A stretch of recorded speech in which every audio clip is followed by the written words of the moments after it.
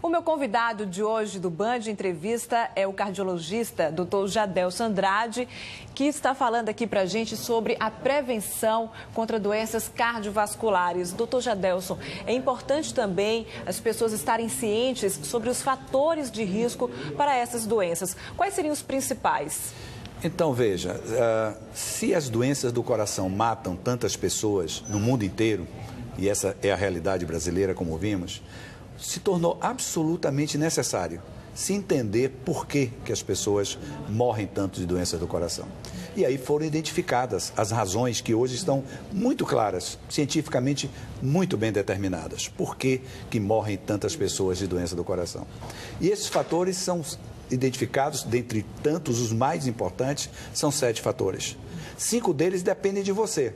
Depende do indivíduo, depende da sua capacidade de se afastar desses fatores. 2 não dependem de você, mas que se juntado aos outros, aí contribuem para esse universo de situações que levam às mortes por doença do coração.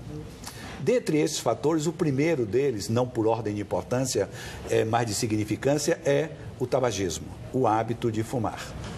Os cigarros, eles produzem uma lesão no interior das artérias, numa película que reverte as artérias do coração, do cérebro, dos rins, das pernas, e lesa esse interior das artérias, favorecendo a que gorduras circulantes no sangue vão se aderir à parede das artérias, entupindo as artérias, levando esse entupimento ao infarto do miocárdio, ao acidente vascular cerebral, à insuficiência renal, à doença vascular periférica e, nos homens, à impotência sexual.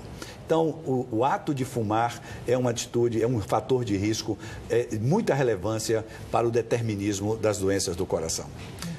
O segundo fator, também identificado como de importância, é o colesterol elevado.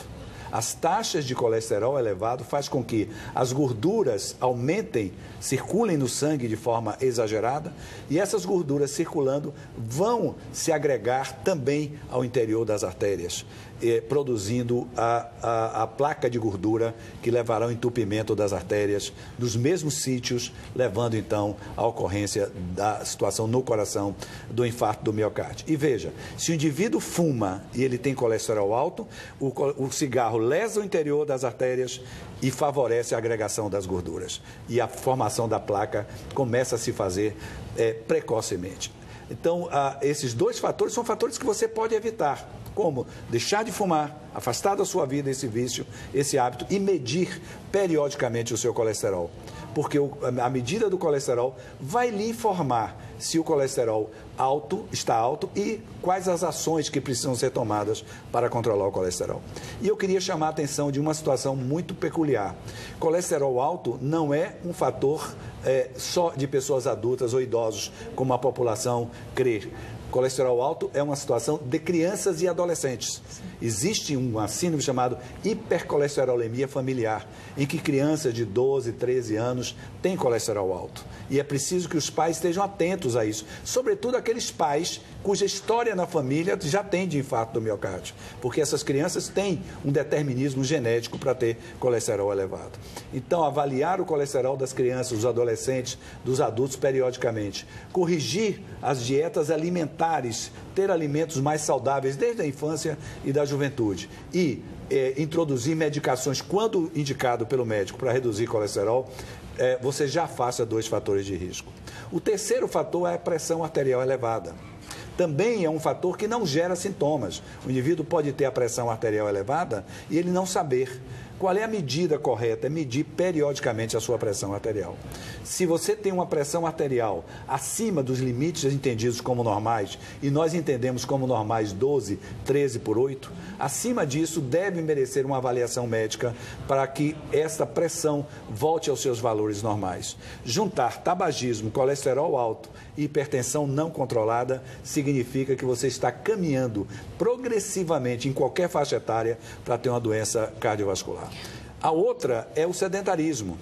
Então, nós não fomos feitos para pensar só, nós fomos feitos para pensar e para andar. Senão nós teríamos uma cabeça imensa e um corpinho pequenininho. Daí me lembra Rui Barbosa, não é? Que deve ter sido programado para isso. Não é? Então, é preciso que nós andemos. O exercício físico, ele ativa a circulação, dificulta a agregação das partículas de gordura no interior das artérias, relaxa a circulação, diminui a pressão arterial, melhora a estima e a qualidade de vida.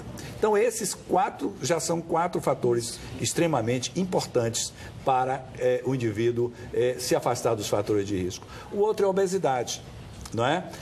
Infelizmente, nós hoje já estamos vivendo uma síndrome de obesidade extremamente importante, sobretudo nas crianças e adolescentes.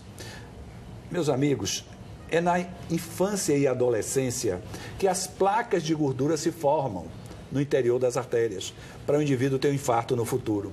Quanto mais precoce essas placas se formarem, mais precocemente o indivíduo corre o risco de um infarto e de um derrame cerebral. Então, a obesidade leva exatamente ao indivíduo aumentar o colesterol, aumentar a taxa de açúcar, desenvolver diabetes, e aí entra o fator de risco extremamente importante. E, por último, o fator de risco que você pode modificar é o excesso de consumo de sal e álcool. O excesso de sal faz com que o indivíduo não só aumente o peso, como ele aumente a pressão arterial. O excesso de álcool leva a danos também arteriais, favorecendo o entupimento. Então, esses são os 5 fatores que levam a indivíduos. São fatores, né, doutor Jadélcio, que a gente vê que tem ligação direta com o estilo de vida da pessoa. Agora, no próximo bloco, nós vamos falar sobre as principais doenças do coração. Não sai daí que a gente volta já.